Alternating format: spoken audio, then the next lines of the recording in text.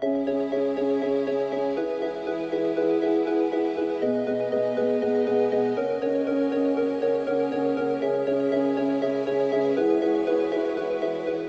are you good at? The secret sauce to this question is the willingness and ability to separate out what you like with what you're actually competent at doing. Unfortunately and painfully, these two are very different categories, and good leaders know the difference. Good leaders are able to humbly and critically examine what it is that they're actually good at, and to evaluate objectively that reality without conflating it with their personal identity or personal pleasure. Also, identifying what you're really good at is an extremely helpful tool when navigating the trajectory of your vocation and the people with whom you work. It is still far too common for us to be conditioned by the overwhelming onslaught of messaging that says that your value and your worth is equal to your stature in your company, be that the title you hold or the dollars you make. The reality is that the good life consists not in more money, more accolades, or prestigious titles, but rather in finding the right fit. Fit is what happens when the truth of who you are matches with the work that you do. Fit is when you don't even think about how much money you're making or the title you hold, because every morning you wake up, you are consumed with the joy of the work you get to do. Work that is in most ways blind to the benefits or accolades of your position, because the work itself is what is most satisfying. And identifying fit is what makes for really good leadership. Someone who knows that they have a work responsibility that is in alignment with their skills.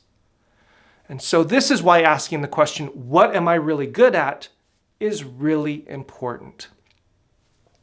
Here are 3 main ways to evaluate what you're really good at. First, pay attention to what you like to do. Now, this may sound contradictory at first, given the principle mentioned earlier, but the distinction here is to use what you like to do as an analytical tool for evaluating what you're good at, whereas the pitfall is equating what you like to do with what you're good at. Frequently, enjoyment can lead to greater skill. If you really like playing music, most likely you'll play more, and you'll become better and better at it over time. You are watching this because you like to lead or you like to manage organizations. And because you like it, you're getting training that is going to make you better and more effective. This is very different from people who like to be in charge, but who don't actually like to lead. For example, if you hear someone say they really like being the executive or a manager, but they don't like meetings, don't like evaluating people, and don't like communicating vision, well, they like being in charge, but they don't actually like the responsibility of being in charge, and therefore will not become more competent and skillful. This is why our first question is so important. What do you really want? This is also why the goal is not to achieve a status, but to find the right fit. So pay attention to what you like and what you really like. It's very probable that you'll find what you're good at as you follow the path of what you really like to do. Second, pay attention to what others say about you. Now, this is different from what they say to you, which is not the same thing, and so this can be a bit tricky. To find out what others say about you, you have to first be willing to humble yourself, and second, do a little digging. You'll also need some trusted confidants around you who will tell you the truth. And that humility we just mentioned will be needed for you to hear the truth. Oh, and by the way, did I mention you'll need to be humble? The fact of the matter is, we are all being evaluated regularly.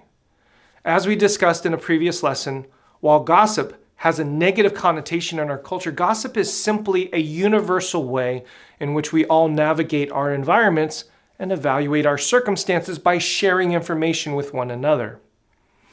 People not only complain when they gossip, but they share positive things too. We just don't think of positive sharing as gossip, but we should. So, how do we get at what others are saying about you? In short, ask. Just ask someone to give you honest feedback. Ask a friend or colleague to share with you what others are saying. Allow information to be anonymous if necessary, and do not get defensive or argumentative. Remember, you're not trying to advocate for your skills, you're trying to evaluate what your skills truly are. And because asking others about yourself is so rarely done, you'll be astonished at how much valuable information you will get and how much respect you will gain as a leader by being open and transparent about this kind of evaluation. People actually don't mind sharing with you the truth of the matter. People are just averse to hurting someone's feelings or damaging a relationship, or in a hierarchical organization, losing a job. And so your willingness to humbly ask for honest feedback will alleviate these fears and hindrances of the truth, and will elevate your leadership in ways you never thought possible. Third, pay attention to your actual results. In other words, evaluate yourself as you would any other employee or staff member. Are you actually accomplishing what you set out to accomplish? Can you actually do what you said you were going to do? If you claim to be a fantastic pianist, listen to a recording of yourself. If you claim to be a good communicator, watch or listen to your talks. If you claim to be a good leader, assess the effectiveness of your organization under your leadership. Pay attention to what is actually happening in the real world and ask yourself the hard question of whether or not you're good at this particular skill, task, or responsibility. One quick closing note. Do not confuse skill with perfection. To err is human. You're not looking for the absence of mistakes. You're simply looking for the presence of competency. Stay humble, be honest, continue to improve your craft, and in all of that, find your fit.